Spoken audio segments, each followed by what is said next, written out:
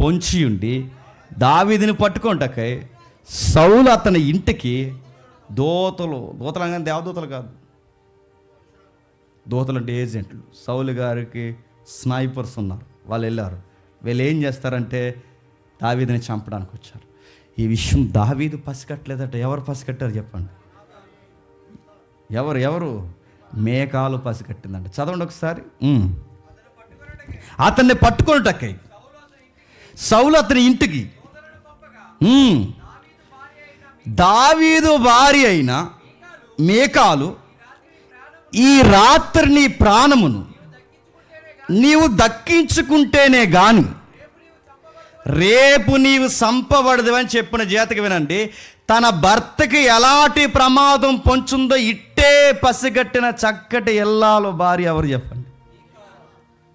నేను మళ్ళీ చెప్తున్నాను, ఇందాక నాన్న తప్పు చేస్తుంటే తప్పు చేస్తున్నావు నాన్న అని చెప్పింది కొడుకు. ఇప్పుడు చెప్పండి, అదే నాన్న సొంత భర్త ప్రాణాలు తీస్తుంటే మా నాన్న వాళ్ళ నీకు ప్రమాదం ఉందని చెబుతున్న మరొక వ్యక్తి మేకాల కూతురు. ఇప్పుడు మళ్ళీ ప్రశ్న, కూతురికి మళ్ళీ పరీక్ష. ఇప్పుడు నాన్న సైడ్ ఉండాలా చెప్పండి? బాగా మీరే చెప్పండి అమ్మా. ఏదన్నా గొడవ అయితే మీ ఆయన సైడ్ ఉంటారా, మీ పుట్టింటోళ్ళు తాలికి సైడ్ వెళ్ళిపోతారు చెప్పండి మీరు? మీ అమ్మ ఏది చెప్తా చేస్తావు, మాకు తెలుసది. అలాగన్నాడాడు అందనా అలా 5 గంటల బస్సు ఎక్కరాడు, సంగతి తీద్దాం సాయంత్రం అనగానే బ్యాగ్ సర్దుకుంటున్నా, ఒక అరగంటలో ఫోన్ చేస్తాను నాకు అందంటే పంపించడం తయారయ్యో మాకు నువ్వు. నేను అడుగుతున్నాను, ఏదన్నా వస్తున్నా అడుగుతున్నాను, పుట్టింటోళ్ళు మాట వింటున్నావా? నేను మళ్ళీ అడుగుతున్నాను, నీ భర్త బాగును కోరుతున్నావా? ఫాదరా హస్బెండా? సవాల్ ఇప్పుడు మేకాల ముందు. మా నాన్నకి నేను సపోర్ట్ చేస్తే మా నాన్న ఏమో నీతి పనులు చేస్తున్నాడా? నీకు మాట చెప్తున్నా, దావీదు సౌలు దూతలు వస్తున్నారని దావీదుకి తెలియక మునిపే కూతురికి ఎలా తెలిసిపోయిందండి? ఎందుకు చెప్పనా, దావీదు కన్నా వాళ్ళ నాన్న గురించి ఎవరికి బాగా తెలిసి చెప్పండి? మా నాన్న ఏ టైంలో ఎలా ఉంటాడు నాకు బాగా చెప్పండి తెలుసు. కూతురు తెలియదా? నాన్న ఏ టైంలో ఎలా ఉంటాడు కూతురు తెలియదా?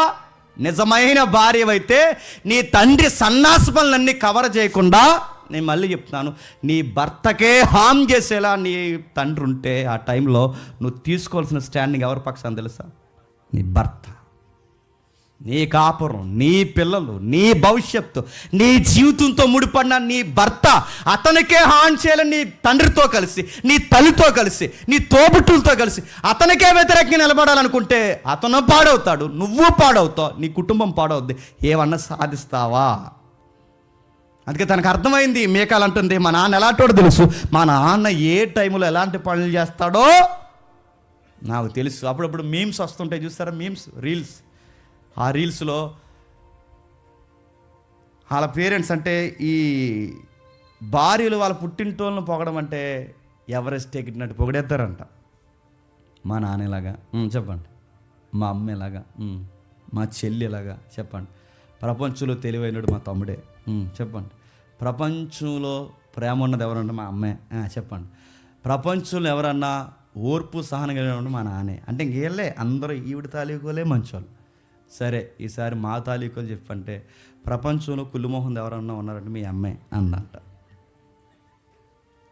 నీ పుట్టింటోళ్ళు ఎంత వెనకేసుకొస్తున్నావే అని అడుగుతున్నాను. నీ భర్త పుట్టిన ఇల్లు నువ్వు ఎందుకు వెనకేసుకురావు? బుద్ధి జ్ఞానం ఏడాలి గుర్తుపెట్టుకోండి. భర్త గౌరవం పోతే ఎవరు గౌరవం పోయినట్టండి? నీ గౌరవం పోయినట్టే. భర్తకి భవిష్యత్తు పోతే ఎవరు భవిష్యత్తు నీ భవిష్యత్తు పోయినట్టే. భర్త ప్రాణాలకు ప్రమాదం అయితే ఎవరి జీవితానికి ప్రమాదం చెప్పండి? నీ జీవితానికి ప్రమాదమే. టై అని లేచి ప్రతిదానికి రోడ్డు మీదకి రాకండి. నేను మళ్ళీ చెప్తున్నాను, మాట్లాడితే పోలీస్ స్టేషన్లు, మాట్లాడితే కోర్టులు, మాట్లాడితే పుట్టింటికి ఇవి వద్దు, ఇవి పనికొస్తాయి అనుకుంటున్నారా? నన్ను ఎవరైనా సలహా అడిగితే అదే చెప్తాను నేను. అమ్మ త్వరగా వెళ్ళి పోలీస్ స్టేషన్ కంప్లైంట్లు ఇవ్వకండి, ఎందుకంటే ఈ కంప్లైంట్ ఇప్పుడుతో పోదు, రేపు పొద్దున మీ ఇద్దరు కలిసిపోయిన ఏదో ఒక రోజు ఆడికి జ్ఞాపం వస్తుంది. ఆ జ్ఞాపం వచ్చినప్పుడే ఆ రోజు నువ్వు నా మీద కంప్లైంట్ ఇచ్చావు నాకు గుర్తుంది అంటాడు. గుర్తుపెట్టుకో, ఆ రోజు నువ్వు ఎలా బిహేవ్ చేసావు నాకు గుర్తుంది అంటాడు. గుర్తుపెట్టుకో. అందుకు గుర్తుపెట్టుకోండి, ఈ సైడ్ అయినా ఆ సైడ్ అయినా మేకాలను చూసి నేర్చుకోవాల్సింది. ఆ మనిషి ఎలాంటోడైనా, మీ నాన్నకి వ్యతిరేకమైన వాడైనా, నీ సపోర్ట్ ఎవరికి ఉండాలి చెప్పండి? నీ భర్తకు ఉండాలి. నేను మళ్ళీ చెప్తున్నాను, భర్త కష్టాన్ని పుట్టింటికి పంపొద్దు, భర్త కళ్ళు కప్పే పని చేయొద్దు, భర్త కన్నా ఎక్కువ నీ పేరెంట్స్కి ఇంపార్టెంట్ ఇవ్వద్దు. ఎందుకంటే తల్లిని తండ్రిని విడిచి భార్యని పురుషుడు అత్తుకుంటాడన్నది ఎంతో వాస్తవమో, అదర్ సైడ్ తల్లిని తండ్రిని విడిచి భర్తను భార్య అత్తుకోవాలన్నది కూడా చెప్పండి అంతే బాధ్యతతో కూడిన వాస్తవం. ఇది పురుషుడికే కాదు చెప్పండి, స్త్రీకి కూడా. నువ్వు వాళ్ళని అత్తుకుంటే ఈయన నత్తుకోలేవు, ఈయన నత్తుకుంటే వాళ్ళని నత్తుకుని ఉండడానికి ఊరిలేదు. నేను మళ్ళీ చెప్తున్నాను, పెద్దవారికి ఆ సైడ్ అయినా ఈ సైడ్ అయినా వాళ్ళిద్దరూ వాళ్ళు ఎవరైతే ఉన్నారో అటువైపు వాళ్ళని ఇటువైపు వాళ్ళని విడిచి వీళ్ళిద్దరూ అత్తుకుంటేనే కాపురాలు బాగుంటాయి. ఈవిడ వాళ్ళని ఇంకా అత్తుకున్నా కాపురాలు బాగోవు, ఈయన వీళ్ళని ఇంకా అత్తుకుని ఉన్నా కాపురాలు బాగోవు. నేను మళ్ళీ చెప్తున్నాను, వాళ్ళు రాకూడదు, వీళ్ళు రాకూడదు, రావాలి, ఉండాలి, చూడాలి, హాయ్ బాయ్ అంతవరకే తప్ప మధ్యలోకి వచ్చి అలా చక్క పెడతానన్నారు. నేను మళ్ళీ చెప్తున్నాను, మధ్యలోకి వచ్చి చక్క పెట్టేవాళ్ళు ఎవరు? యానాతాన్లు ఎవరు లేరు, అందరూ పెట్రోల్ వేసి బ్యాచే. చక్క పెట్టేవాళ్ళు ఎవరు ఉండరు. ఆ అమ్మాయికి అర్థమైంది. ఆ టైంలో తను చేస్తున్న హెల్ప్ ఏంటో చూడండి ఒకసారి, కిందికి ముగిద్దాం. కిటికీ గుండా తప్పించుకొని పోయిను. ఎవరు దింపారండి? మేకాల్. నేను అనుకుంటానండి, దావీదు చాలా ఫిట్గా ఉంటాడంట. హిస్టరీ చెప్తుంది. దావీదు రాత్రి ఇజ్రాయెల్ గైడ్ అవ్వకుండా ఆయనతో నేను మాట్లాడుతున్నాను. ఆయన చాలా సీనియర్ గైడ్. ఆయన మొత్తం ఇక్కడ ఉన్న రాజమండ్రిలో ఉన్న ప్రతి సీనియర్ ఎవాంజలిస్ట్కి ఆయన గైడు. ఆయన చెప్పిన హిస్టరీనే ఎపిసోడ్గా చేసుకుని అలా చెప్పుకొచ్చారు. ఆయన మంచి వ్యక్తి. ఆయన రాత్రి మాట్లాడుతుంటున్నారు. దావీదు గారట ఆయన ప్యాలెస్ ఉంటుంది చూసారా, ఆయన ప్యాలెస్ చుట్టూ అలా ఒక 2-3 రౌండ్లు వేసి అలా వచ్చేసరికి అంటే ఎంత అంటే ఒక 5, 6, 10 కేమ్ ఉంటుంది అన్నమాట. మొత్తం ఇంత రౌండ్ అంటే సుమారు 5, 6, 7 కిలోమీటర్లు తిరిగాడంటే ఆ మనిషి. అలా ఒక రౌండ్ కాదు 2-3 రౌండ్లు వేస్తే ఎంత ఫిట్గా ఉంటాడండి. దావీదు కత్తట్టుకున్నాడు అనగానే చుట్టుపక్కల కంట్రీస్ అన్ని గజగజ వణకంటే ఆ మనిషి ఫైర్ ఎలా ఉంటుందో మీకు అర్థం అవ్వాలి.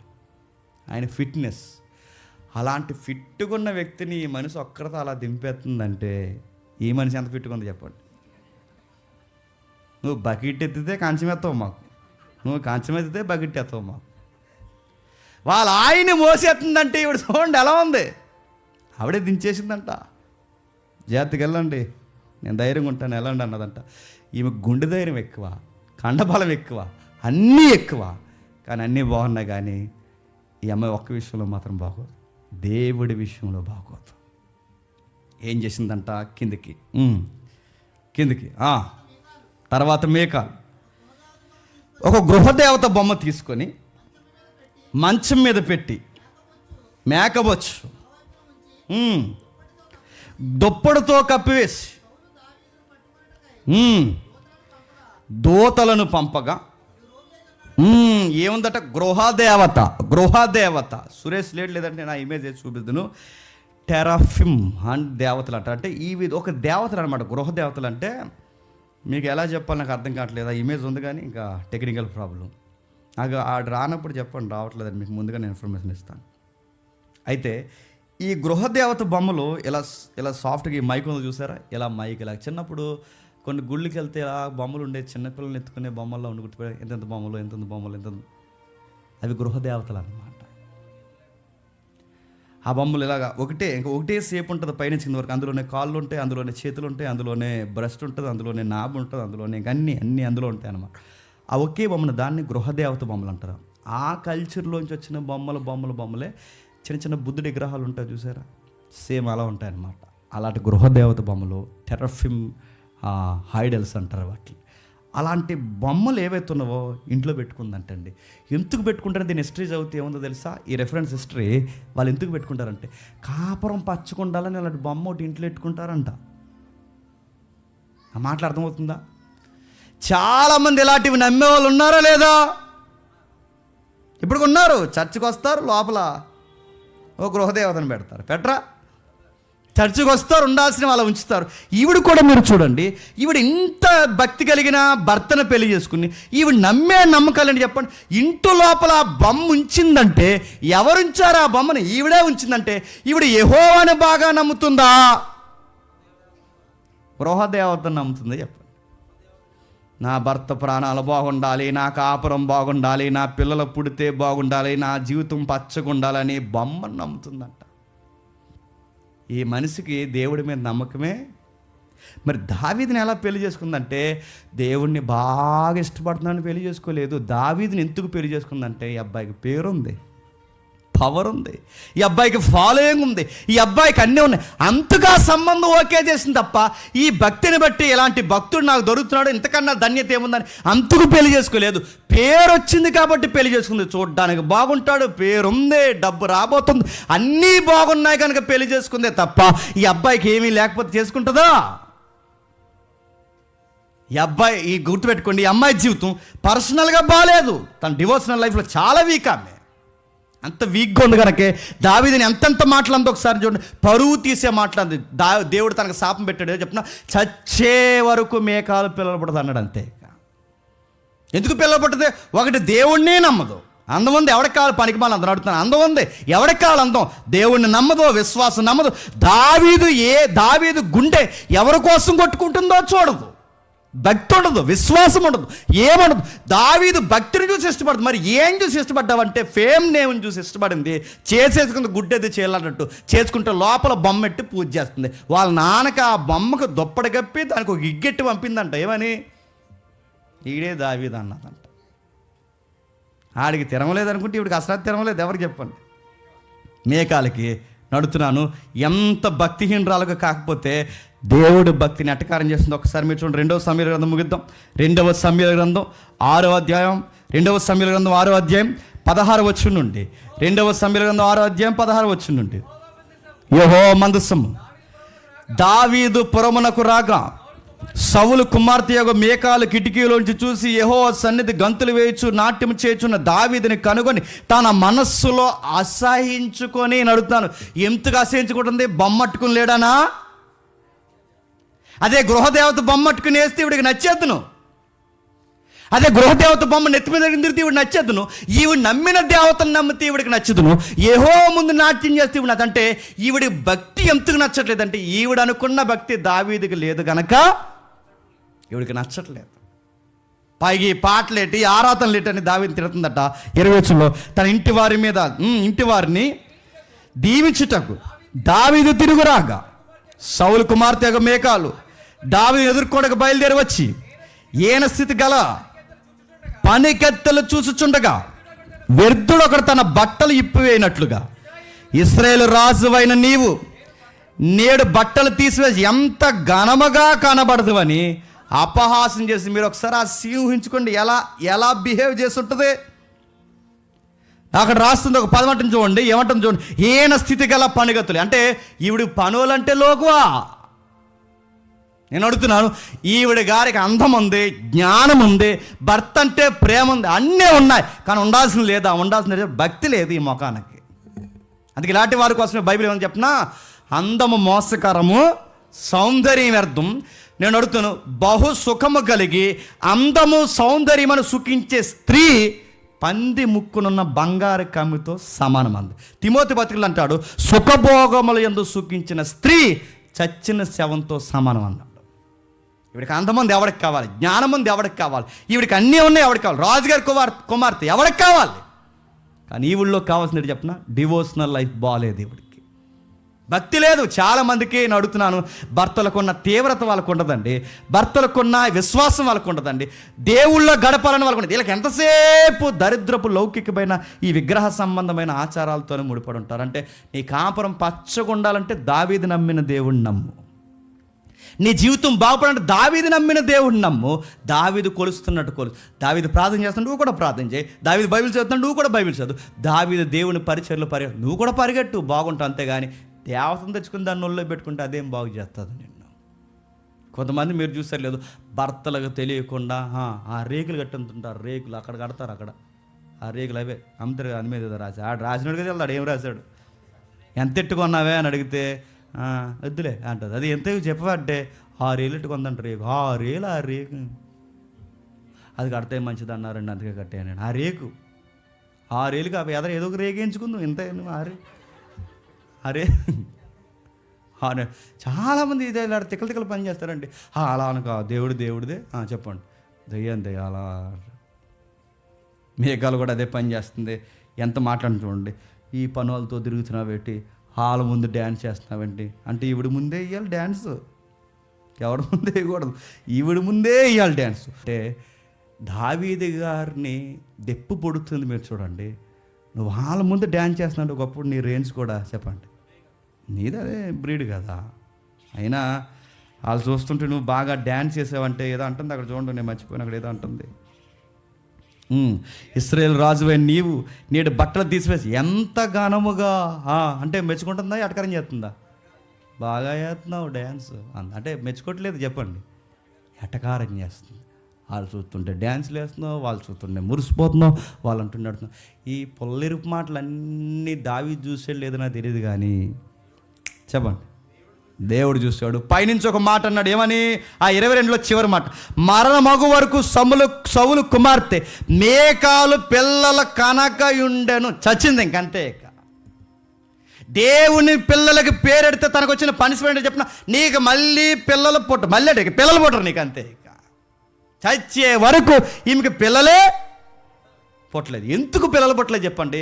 నీ భర్త భక్తిని అటకారం చేస్తావు, నీ భర్త మీద ఎక్కులు నవ్వులు నవ్వుతున్నావు, నీ భర్తని హేళన చేస్తున్నావు, నీ భర్త యొక్క కేడర్ ఆలో నువ్వు సమానం అంటున్నావు, ఎటకారం మాటలు చూసి దొప్పే మాటలు మాట్లాడుతున్నావు. చూసావా దేవుడిచ్చిన పనిష్మెంట్ ఏంటో తెలుసా? చచ్చే వరకు ఏడుస్తూ చేస్తావు అన్నాడంటే. అందుకే నేను అడుగుతున్నాను, నీ శిరస్సుని జాగ్రత్తగా గౌరవించు, నీ ఆఫీసర్ మంచోడైతే గౌరవించు, వాళ్ళు చేస్తున్న పనికి మంచి అయితే సపోర్ట్ చేయి, చెడైతే చెప్పండి దూరంగా ఉండు. ఇక్కడ మనం నేర్చుకోవాల్సింది, దావీదుతో ఎప్పుడైతే మంచిగా వ్యవహరించింది, పంపించింది, వెనకలుండి ఇప్పుడు చేస్తున్న పనులు ఏంటంటే దావీదు మీద ఉన్న ఆ ప్రేమ దావీదు నమ్మిన దేవుని మీద లేదు. ఆ కిటికీలోంచి పారిపోయాడు, దిగేసాడు. ఆ మనిషి దిగేసి అలా చీకట్లో పారిపోతున్నాడు, అలా వెళ్ళిపోతున్నాడు. సరిగ్గా ఆ టైంలో ఓ పాట రాశాడు. ఆ పాటే మీరు గుర్తుగా తర్వాత 19వ అధ్యాయం దగ్గర రాసుకుంటారు, ఎక్కడ రాసుకుంటారు రాసుకోండి. ఆ చీకట్లో కిటికీలో దిగి పారిపోతున్నప్పుడు దావీదు గారు రాసుకున్న పాటే 59వ కీర్తన. చూడండి ఒకసారి 59వ కీర్తన ముగిద్దాం. 59వ కీర్తన 59వ కీర్తన మొదలు వచ్చిన చిన్న అక్షరాలు ఉంటాయి చూడండి, చిన్న అక్షరాలు.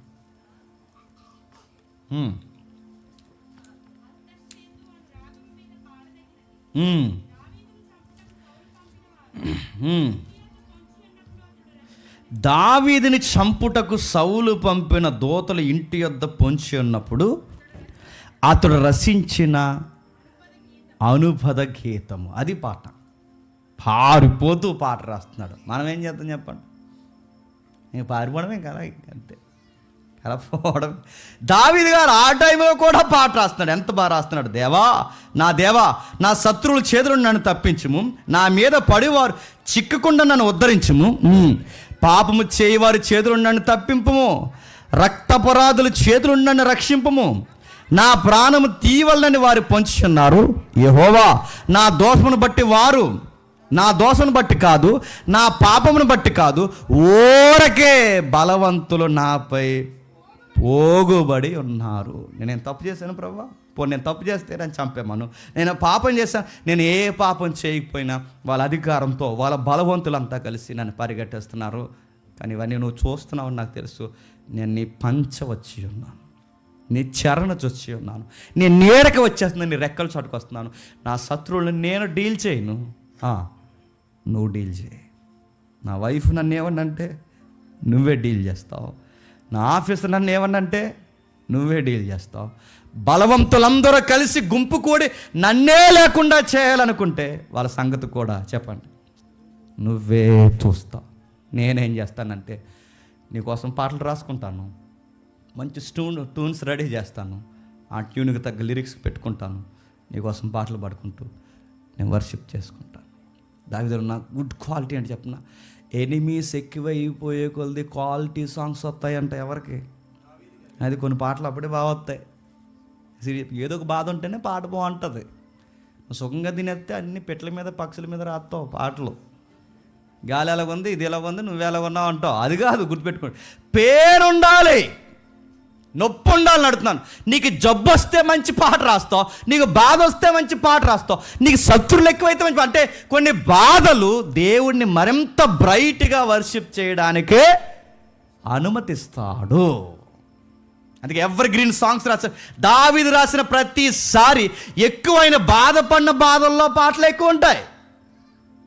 అలా టైంలో 59వ కీర్తన రాస్తూ, ప్రభువా నేను ఏ దోషం చేయలేదు, ఏ పాపం చేయలేదు, ఊరకే బలవంతులు నా మీద పడుతున్నారు, నా యందు ఏ అక్రమం లేకున్నను వారు పరిగెత్తి సిద్ధపడుచున్నారు, నన్ను కలుసుకొనుటకై మేల్కొనుము. సైన్యములకు అధిపతి యెహోవా అయిన దేవా, ఇశ్రాయేలు దేవా, అన్ని జనులందరినీ శిక్షించుటకై మేల్కొనుము. అధిక ద్రోహుల్లో ఎవరిని కనికరింపుకో. నేను చంపేయాలనుకుంటే చంపేయచ్చు, కానీ నేను చంపలేను. ఎందుకంటే వచ్చింది ఎవరంటే నాకు ముఖ పరిచయం ఉన్న వాళ్ళు వచ్చింది ఎవరంటే నా రాజు సేవకులు. వచ్చింది ఎవరంటే ఒకప్పుడు నన్ను పోగొన్న వాళ్ళు. అదే వాళ్ళు ఫిలిస్తీన్లు అయితే ఏ పాటికి వాళ్ళ కిడ్నీలు గుండెకెళ్ళి తీసి ఎగరేసేది. కానీ వచ్చింది ఎవరంటే నాకు తెలుసు. మనం ఎవరిని ఏమనలేమని చెప్పినా మనకు తెలిసిన వాళ్ళని ఏమనలేము. అయితే బయటోడు ఏదనంటే రారా చూసుకుందాం అంటామనమా? నీ హ్యాండ్ ఎటు నా హ్యాండ్ చూసుకుందాం అంటాం. ఆడిని అనగలం, కానీ ఈ అనలేము. ఎందుకంటే వీడు మనతో పెరగనండి, ఈయన ఎందుకంటాం? నేను మొక్క తిని ఆడుకో మాడికే మొక్క ఎట్టాను, ఆడినేమనగలను?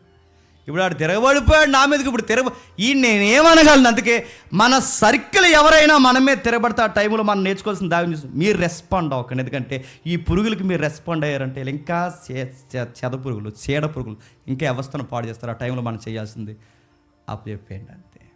అప్పచెప్పి ఏం చేయమంటే ఓ పాట రాయి, అప్పచెప్పి ఏమంటే ఒక ట్యూన్ కట్టు, అప్పచెప్పి చేయమంటే వర్షిప్ చేయి, వదిలే.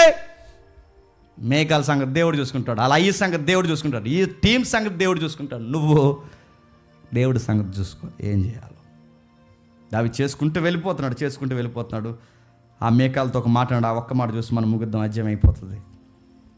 19వ అధ్యాయం 17వ వచనం. 19వ అధ్యాయం 17వ వచనం, మొదటి సమూయేలు గ్రంథం. అప్పుడు సౌలు తప్పించుకొని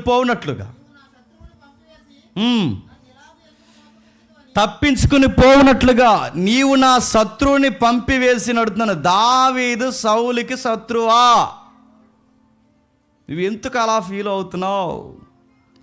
సౌలు గారికి ఎంత మంచి మాటలు చెప్పినా ఈ రివర్స్ అర్థమవుతున్నాయి. ఎవరికి? సౌలు గారికి. కొన్నిసార్లు మనం ఎంత మంచి చెప్పినాడికి రివర్స్ అర్థమవుతున్నాయి. అంటే ఆడికి పరిశుద్ధాత్మ లేదు, దురాత్మ ఉంది. వాడికి మంచి చెప్పినా చెడు ఎదురవుతుంది, వాడికి ఎంత మంచి మాట్లాడినా చెడు ఎదురవుతుంది. వాడికి ఎలా బాగుపడతాడు, ఆడు మనల్ని నీచంగానే చూస్తున్నాడు. వాడు సౌలు గారు శత్రువు అంటున్నాడు. శత్రువా? ఎవరయ్యా అతను? నీ శత్రువా? నీ దాసుడు. ఎవరయ్యా? నీకు ఒక ఫ్రెండ్ ఉంటే ఆ ఫ్రెండ్ కన్నా ఎక్కువ చేశాడు నీకు కాదా? ఒక స్నేహితుడు ఉంటే స్నేహితుడి కన్నా ఎక్కువ. నీ మనసు బాగోకపోతే పాటలు పాడాడు, నీ మనసు బాగోకపోతే ఇన్స్ట్రుమెంట్ ప్లే చేశాడు, నువ్వు బాగోకపోతే నీ వెనకాల తిరిగాడు, నీ రాజ్యం కొరకు తన ప్రాణం పణంగా పెట్టాడు, శత్రువుని తీయడానికి తన ప్రాణాన్ని రిస్కులో పెట్టాడు. నువ్వు బాగుండాలని ఈ రోజుకి ఇన్ని మాట్లాడిన ఒక్క మాట కూడా నేను అంటలేదు. కానీ ఎందుకు శత్రువుగా భావిస్తుంది? ఎందుకంటే నీకు దెయ్యం పట్టింది, మంచి చేసినను కూడా నువ్వు చెడుగానే చూస్తున్నావు. ఇవి దెయ్యం లక్షణాలండి. ఇంకో మాట చెప్పిన, నా శత్రువుని సొంత కూతురు చెప్తున్నావంటే నీ కూతురు ఎవరిని చేసుకుంది? నీ కూతురు ఎవరిని చేసుకుంది? నీ కూతురు నీ శత్రువు అంటున్నవాడిని చేసుకుంది. శత్రువు అనొచ్చా? ఏమని చెప్పండి. నా అల్లుడు అందం మర్చిపోయావు, అల్లుడని మర్చిపోయావు, నీ భర్తని మర్చిపోయావు, నాకు స్నేహితుల్లాటోడని మర్చిపోయావు, నాకు నమ్మిన బొంటని మర్చిపోయావు, అన్నీ మర్చిపోయావు. ఒక ట్యాగ్ తగిలించావు. ఆ ట్యాగ్ ఏంటంటే నా శత్రువు. నువ్వు శత్రువుగా ఫీల్ అవుతున్నావు, కానీ దావీదు శత్రువుగా ఫీల్ అవు. దావీదు శత్రువుగా ఫీల్ అయితే నువ్వు బతకగలవా? నువ్వు తరిమేస్తే చేతగాక పారిపోవట్లేదు. నీ మీద ఎంతో కొంత గౌరవం ఉంది కనుక ఏమనకుండా వదిలేస్తున్నాడు. దావీదు స్టాండింగ్ తీసుకుంటే సౌలు నిలబడగలదా? స్నేహితులు లాంటి వాడిని, కొడుకు లాంటి వాడిని, కొడుకే స్నేహితులు లాంటి వాడిని, కూతురికి భర్త తనకు సొంత అల్లుడు, అవన్నీ మర్చిపోయినాడట. ఆడు నా శత్రువు అన్నాడట. ఆ టైంలో దావీదు గారు ఒక మంచి పని చేశారు. 18వ వచనం. అలా దావీదు తప్పించుకుని పారిపోయి రామాలో ఉన్న సమూయేలు వద్దకు వచ్చి సౌలు తనకు చేసినదంతయు అతనికి తెలియచెప్పాడు. అడుగుతున్నాను, ఎవరింటికి వచ్చాడండి? సౌలు గారింటికి. గుర్తుపెట్టుకోండి, మీరు ఒక మంచి పని చేయండి. నీ సొంత భార్య నీకు వ్యతిరేకంగా ఉన్నా, నీ మామ నీకు వ్యతిరేకంగా ఉన్నా, నీ స్నేహితులు నీకు వ్యతిరేకంగా ఉన్నా, నీ పొగుండోళ్ళందరూ నీకు వ్యతిరేకంగా ఉన్నా, నువ్వు వెళ్ళాల్సింది ఎవరి దగ్గరకు తెలుసా? దైవజనుడి దగ్గరికి వెళ్ళి. గుర్తుపెట్టుకో, నువ్వు ఎవరి దగ్గరికి వెళ్ళవు? దైవజనుడి దగ్గరికి వెళ్ళు. నువ్వు ఎవరికి చెప్పో దైవజనుడికి చెప్పు. మంచి దైవజనుడిని నీకు అనిపిస్తే నేను చెప్తున్నాను, నీకు ఎలాంటి బాధలను నువ్వు ఎవరికి చెప్పుకోవాలి తెలుసా? నీ సేవకుడికి చెప్పుకో. మంచి సేవకుడు ఏదైనా సుమా, ఎందుకంటే మంచి సేవకులు చాలా తక్కువ ఉన్నారు. నువ్వు ఇలా చల్లగా ఊతాడు, వెళ్ళి ఇంకో దిక్కు నువ్వు ఊతాడు. మంచోడు అనిపిస్తేనే, దాచుకోగలడు అనిపిస్తేనే, నీ మంచి కోరతాడు అనుకుంటేనే చెప్పు, నా కోసం ప్రార్థిస్తాడు అనుకుంటేనే చెప్పు. నీ మనసు ఇప్పు చెప్పు. దావీదుకి మనశ్శాంతి ఎక్కడ దొరికిందంటే దేవుని కుమారులకి, దేవుని కుమారుల దగ్గరే మనశ్శాంతి దొరుకుతుంది. ఇంట్లో దెయ్యం ఎవరు చెప్పండి? మీకాల్. బయట ఒక దెయ్యం ఎవరు చెప్పండి? సౌలు. బయటకు వస్తే సరుకులు ఒక దెయ్యాల గుంపు. ఇప్పుడు ఈయనకి సహవాసం కావాలి, ఎవరు చెప్పండి? మరొక దేవుని కుమారుడు. సమూయేలు దగ్గరికి వచ్చాడు, మాట్లాడాడు. అయ్యి ఇలా జరుగుతుంది, నాకు చాలా అన్యాయం. మీరు ఆ రోజు వచ్చారు, నన్ను అడవి నుంచి పిలిపించారు, అంతా మీకు తెలుసు. మీరు ఎందుకో పిలిచారని నేను వచ్చాను. మా నాన్న నన్ను పెద్ద ఆయన పిలుస్తున్నాడు అన్నాడు. నేను ఆలోచించేలోపు మీరు కొమ్ము తేలిని తీశారు, నా మీద వేసేసారు. ఇదేంటని ఆలోచించేలోపు నువ్వు ఇజ్రాయేల్ కింగ్ అన్నారు. ఆ రోజు మొదలుకొని ఈ రోజు వరకు నాకు మనశ్శాంతి లేదు. చెప్పండి, నన్ను ఏం చేయమంటారు? మీరు సేవకులుగా, ప్రవక్తగా మిమ్మల్ని గౌరవిస్తున్నాను, ఏం చేయమంటారు అనగానే సమూయేలు ఏం చేస్తున్నాడు చూడండి కిందకి. దావీదు రామా దగ్గరకు వచ్చి నయాతోన్లో ఉన్నాడని సౌలుకి వర్తమానం రాగా దావీదుని పట్టుకోవటానికి సౌలు దూతలను పంపెను. నీ వచ్చి ప్రవక్తల సమాజంగా కూడుకొని ప్రకటించుటయు, సమూయేలు వారి మీద నాయకుడిగా నిలుచుంటుటయు చూడగా దేవుని ఆత్మ సౌలు పంపిన దూతల మీదకి వచ్చిన కనుక వారును ప్రకటన ఆరంభించిరి. బాగా వినాలి. ఒక టీముని పంపాడట, దావీదు దగ్గర నుంచి, క్షమించండి, సౌలు దగ్గర నుంచి వచ్చారట. వచ్చిన వెంటనే ఎక్కడున్న దగ్గర రామా దగ్గర ఉన్నాడట, నయాతోన్లో ఉన్నాడట, తీసుకురండి రానగానే వచ్చిన వెంటనే అక్కడ నాయకుడు ఉన్నాడు. ఎవరు చెప్పండి? పాస్టర్ గారు. ఎవరు? సమూయేలు గారు. ఇలా గుంపు ఉన్నారు. ఆ గుంపు అంతా కలిసి పరిశుద్ధాత్మల్లో వర్షిప్ చేస్తున్నారు, స్తుతి ఆరాధనలో ఉన్నారు. ఆరాధన చేస్తూ ఉండగానే ఆ గుంపు దగ్గరకు వచ్చిన వెంటనే ఈ విరోధుల మీద కూడా ఎవరు దిగిపోయారట? పరిశుద్ధాత్ముడు. మొదటి టీం కూడా పరిశుద్ధాత్మలోకి దిగిపోయారు. రెండో టీమును పంపించాడు, వాళ్ళు పరిశుద్ధాత్మలోకి వచ్చేసారు. మూడో టీమును పంపాడు, మూడవ టీము కూడా పరిశుద్ధ. ఎన్నిసార్లు పంపినా వారు ఎవరు వశం అవుతున్నారు చెప్పండి? ఎందుకు అలా అవుతున్నారు చెప్పనా? సౌలు గుర్తుపెట్టుకో, ఆత్మదేవుడు చెప్తున్నాడు సౌలుకి ఇండైరెక్ట్ మెసేజ్. సౌలు గుర్తుపెట్టుకో, నా అభిషేకం దావీదుకి తోడై ఉంది. ఒకప్పుడు నేను నీ మీద ఉండేవాడిని, కానీ ఇప్పుడు దావీదుని లేకుండా చేయాలనుకుంటున్నావు. నేనుండగా దావీదుని నువ్వేమీ చేయలేవు. నీ విరోధులను కూడా దావీదుకి స్నేహితులుగా మార్చేస్తాం. గుర్తుపెట్టుకో. ఫస్ట్, సెకండ్, థర్డ్ ఎన్ని వార్నింగ్లు ఇచ్చినా ఈ మనిషికి బుర్ర పని చేయట్లేదు. చూడండి, ఎవరికి? నీకు మాట చెప్పనా, ఆత్మ ఉన్నవాడికి ఒక్కోసారి చెప్తే అర్థమైపోతుంది. దురాత్మ ఉన్నవాడికి ఎన్నిసార్లు మంచి చెప్పినా చేసిందే చేస్తాడు, చెప్పిందే చేస్తాడు, మళ్ళీ చేస్తాడు, మళ్ళీ చేస్తాడు, మళ్ళీ అసూయపడతాడు. చివరికి సౌలు వచ్చాడు. ఆ సౌలు మీద కూడా ఎవరు దిగిపోయారు చూడండి ఒకసారి. 22 వచ్చిన కడసారి తానే రామాకు పోయి సమూయేలును దావీదు ఎక్కడున్న అతను అడగగా రామా దగ్గర నయాతోన్లో వారు ఉన్నారని చెప్పాను.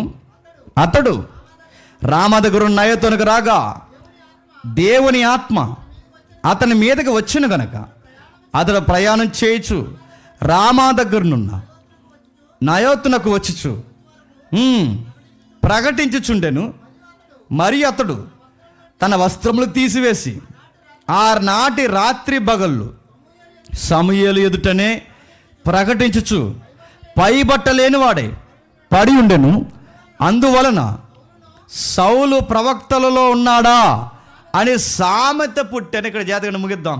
అక్కడ రాసిన సంగతి, మొదటి టీం వచ్చారు, మొదటి గుంపు వచ్చారు, పరిశుద్ధాత్మలోకి వచ్చారు. రెండో గుంపు పరిశుద్ధాత్మ, మూడో గుంపు పరిశుద్ధాత్మ. ఇప్పుడు సౌలే వచ్చాడు. సౌలు మీద కూడా పరిశుద్ధాత్ముడు వచ్చాడు. ఇప్పుడు గమనించండి, విరోధైన సౌలు మీదకి పరిశుద్ధాత్ముడు ఎందుకు వచ్చాడు? బట్టలు ఓడదీయడానికి వచ్చాడు. ఏం బట్టలు ఓడదీయడానికి వచ్చాడు? సౌలు బట్టలు ఓడదీయడం. సౌలు బట్టలు అనగానే మొత్తం నూడైపోయాడని కాదు, దాని మూలం ఎబ్రీ అర్థాలు ఏమన్నాయంటే, ఈ పైన వేసుకునే బట్టలు ఉంటాయి చూసారా, ఆ రాజవస్త్రాలు ఇప్పించేశాడు. ఆయన ఇంటర్నల్గా వేసుకునేవి ఉన్నాయి, ఇన్నర్స్ ఉన్నాయి, పైన వేసుకునేవి తీసేశాడు. ఎందుకు తీసాడంటే, గుర్తుపెట్టుకో, నేను రాజుని చేసింది నేనే, ఇప్పుడు నీ వస్త్రాలు తీసేస్తున్నది నేనే. అంటే సింబాలిక్గా సౌలుకి పరిశుద్ధాత్మ దేవుడు చెప్తున్నది ఏంటో తెలుసా? నిన్ను వదిలేసి నేను దావీదును పట్టుకున్నాను, నేర్చుకో. ఈ రాజవస్త్రాలు ఒకప్పుడు నేనే ఇచ్చాను, ఇప్పుడు ఆ వస్త్రాలు నేనే తీసివేస్తున్నాను. ఇక్కడ ప్రకటించుచుండనగానే సువార్త చెప్పారని కాదు, ప్రకటించుచుండంటే పరిశుద్ధాత్ముడితో ప్రవచనాలు చెప్పారని కాదు, ప్రకటించుచుండనగానే భవిష్యత్తును గూర్చి ప్రవచనాలు చెప్పారని కదా. ఇక్కడ ప్రకటన, ప్రవచనము. ప్రకటన అంటే దాని అర్థం ఏంటంటే స్తుతించారనే మీనింగ్ వచ్చిందంటే ఎబ్రీలో. స్తుతి అంటే దావీదు వచ్చి ఎవరిని క్షమించాడు, సౌలు వచ్చి ఎవరిని స్తుతిస్తున్నాడు చెప్పండి? దేవుని స్తుతిస్తున్నాడు. సౌలు వచ్చి దేవుని, సౌలు టీం వచ్చి దేవుని స్తుతిస్తున్నారు.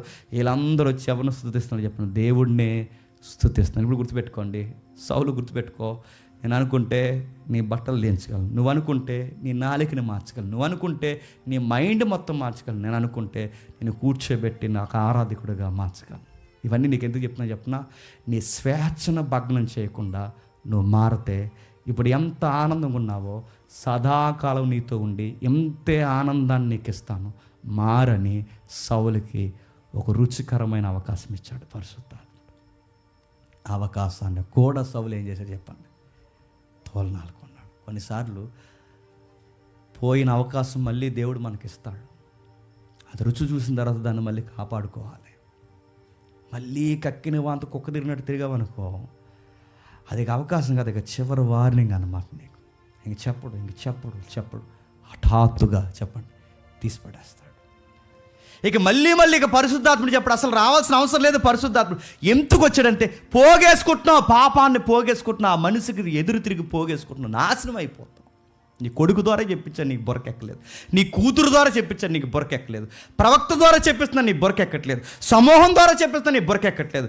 మొదటి గుంపు ద్వారా చెప్పించాను, రెండో గుంపు, మూడో గుంపు, ఇన్ని గుంపుల ద్వారా చెప్పి నీ ఇప్పుడు నేనే వచ్చి నీ మీద చెప్తున్నాను. అయినా అని ఇన్నిసార్లు చెప్తే వినకపోతే ఏమవుతావు?